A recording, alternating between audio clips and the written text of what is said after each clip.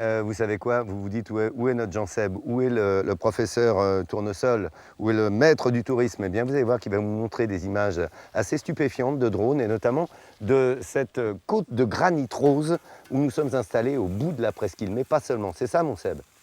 Oui, oui, Laurent, j'arriverai tout à l'heure, hein, mais tu sais très bien que le matin, là cet été, j'ai décidé d'aller me balader dans les plus beaux paysages des endroits où nous sommes. Là, on est sur la côte de Granit Rose. Alors, on va s'envoler tout de suite pour aller découvrir cette côte réputée non sans raison. Ici, déjà, le climat est protégé. On trouve des grandes plages de sable qui sont bordées par des pins où il y a évidemment des amas de rochers aux formes étranges et c'est la plus belle partie de la côte sur laquelle nous sommes. Côte qui a été formidablement préservée, où il y a ce côté torturé qui contraste avec la douceur de la végétation. Ici, chaque route étroite mène à la fois partout et nulle part, mais toujours sur un point de vue absolument génial à découvrir, où on a les tons veloutés qui se partagent entre le vert, le bleu de la mer et le bleu du ciel. Alors, moi j'ai envie de vous faire découvrir ce matin une île, parce qu'ici quand on est en Bretagne, on parle évidemment des îles. On va partir sur l'île de Bréhat. Je devrais dire deux îles d'ailleurs, parce qu'elles ont été reliées par un pont il y a bien longtemps, un pont signé Vauban, c'était au 18e.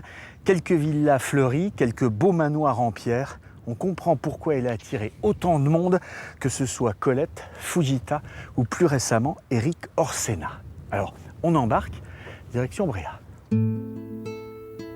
Pointe de l'Arcouet, sur la cale du départ.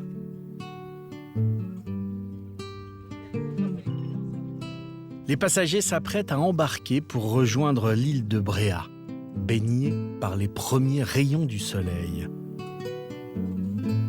Une dizaine de minutes de traversée, et puis l'on accoste au port clos. Bréhat, ce sont deux îles, l'une au-dessus de l'autre. L'île sud par laquelle on arrive, et l'île nord qui fait face à l'Angleterre. Des paysages au caractère bien trempé, battus par les vents et les embruns du large. Une faune et une flore qui semblent défier les éléments.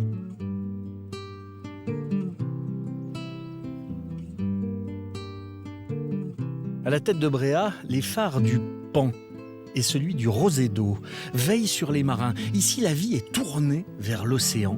On ne peut rien faire sans lui. Patrick en sait quelque chose, lui qui a navigué partout dans le monde pendant plus de 20 ans. Le beau temps arrive, le soleil est là et ça va être absolument sublime dans 3 minutes. Voilà, ça va être le Grand Bréhat avec des éclairages somptueux. Patrick a posé ses valises définitivement sur l'île de Bréhat il y a une dizaine d'années dans cette grande maison familiale.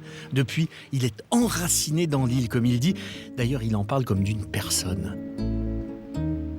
Je l'ai connu, j'avais 1 mois, donc c'est vrai que c'est pas de l'amour, j'étais ensorcelé littéralement par cette île.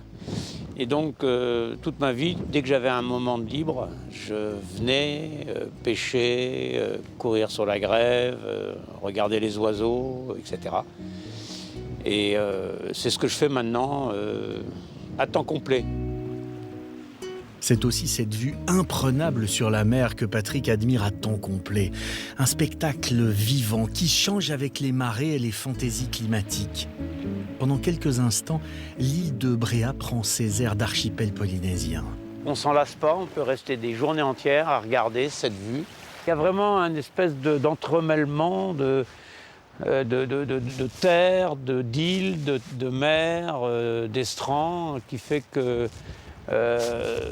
on a tout à la fois. Et donc c'est évidemment la plus belle vue du monde. Le quotidien de Patrick est tourné vers l'océan. Seul ou avec des amis, il adore partir pêcher au filet ou au casier. Pour lui, c'est un véritable art de vivre. Dès que le temps le permet, il prend le large. Et que la pêche soit bonne ou mauvaise, peu importe. De beau mal, il n'y a pas grand-chose là. Car le bonheur, c'est de se retrouver au milieu de cet océan qu'il aime tant. Gris clair, gris foncé, là on tombe dans le vert, le bleu. On peut pas en parler avec des mots, il faut être dedans, il faut sentir le vent, il faut sentir... voilà, il faut que le bateau bouge. Le paysage, bah, il est somptueux, quelquefois, je regrette de ne pas être un oiseau pour aller le voir d'un peu plus haut, tellement c'est beau. Patrick et son ami Félix relèvent les casiers qui servent à pêcher le fameux homard breton. Il est lourd, hein, le casier, mais ça ne veut rien dire. Ça ne veut pas dire qu'il y a quelque chose dedans. Hein. Allez, nous avons un beau homard. On a de la veine. Il y en a même 2. Regarde comme c'est beau. C'est bleu, regarde la queue comme elle est belle. Tu as vu? Regarde. Voilà. Alors celui-là, je le garde, mais celle-là, qui est une très belle femelle, je vais la remettre à l'eau. Cette fois, la pêche est plutôt bonne. Cette femelle grainée, pleine d'œufs, est remise à l'eau pour préserver l'espèce. Patrick mange les fruits de son île tout en veillant à sa protection. Bon nombre de Bréantins possèdent ces petits bateaux qui servent à la pêche, mais aussi de moyens de transport, car sur l'île, les véhicules ne sont pas autorisés, sauf les tracteurs. Il y en a un peu particulier. Il tire un wagonnet pour promener les touristes et sert aussi de taxi pour les habitants. À Bréa, on se promène bien souvent à pied ou en vélo. Patrick nous emmène, lui, dans un jardin privé qu'il affectionne beaucoup. Un jardin typique de Bréa, car l'une des richesses de l'île, c'est la diversité de sa flore. Bréa est d'ailleurs surnommée l'île aux fleurs. Tout ici semble pousser, lilas, agapanthe, palmier ou encore aloès. On peut mettre toutes les espèces bretonnes, ce qui ne fait jamais de grandes sécheresses ni de grosses chaleurs. Mais en même temps, on peut mettre toutes les espèces méditerranéennes parce que ça ne gèle pas, donc ça ne claque pas l'hiver. Il faut savoir qu'à Bréa, c'est extrêmement rare qu'il gèle. Ces jardins sont clos par de vieux murs en pierre qui permettent de se protéger du vent.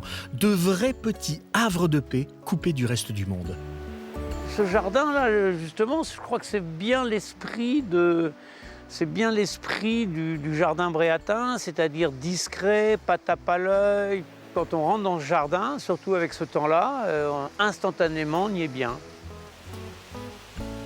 Patrick remonte en selle pour rejoindre l'île Sud, au bourg, où se trouvent restaurants, cafés et commerces. Il va faire quelques courses à l'épicerie.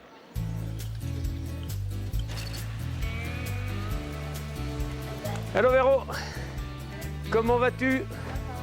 Véronique et son mari Stéphane sont les deux Parisiens. Il y a 4 ans, ils décident de tout quitter, famille, amis, travail, pour venir s'installer ici et faire renaître ce commerce.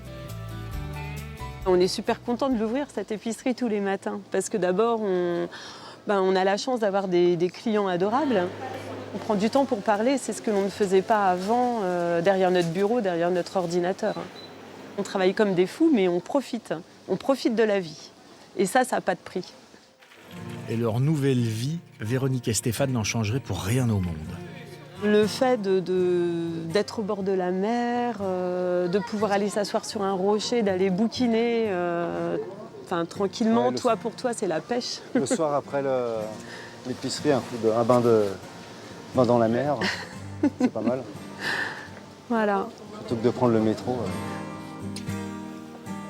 Visiteur d'un jour, habitant pour toujours, Bréa est une île dont on tombe amoureux, et pourquoi pas pour la vie. Ce n'est pas Patrick qui dira le contraire. Il nous emmène maintenant sur le point culminant de l'île, la chapelle Saint-Michel. Perchée sur son rocher, elle surplombe toute l'île et son archipel.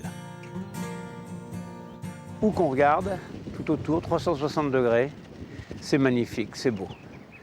Et c'est là qu'on se rend compte qu'il y a une espèce de perfection entre la nature, entre la mer, entre la campagne et même les constructions à Bréa. On s'en lasse pas, on regarde, on tourne autour de cette chapelle et c'est beau, voilà, point, c'est beau, quoi, c'est superbe. Impossible de résister au charme de cette île si sauvage et coquette à la fois. Qu'on y soit lié par ses racines ou simple visiteur, Bréa vous marquera pour toujours. Eh, c'est pas beau cette Bretagne, non mais franchement, ça vous donne pas envie d'y venir? Vous voyez que c'est large quand même, hein. On peut aller un petit peu partout, les côtes escarpées où nous sommes installés, le bout, la pointe, la côte de Granit Rose, et puis ces îles, plus d'une centaine dans le golfe du Morbihan qu'on vient de voir avec Eddie Watt, ou encore ici les 7 îles à une encablure, et Bréa qu'on a découvert grâce au fainéant qui est allongé dans son hamac. Oh, pas Enfin si bref, il est fainéant en que pleine ça, lecture. Il nous fait découvrir plein de Ah, choses. c'est vrai, c'est vrai.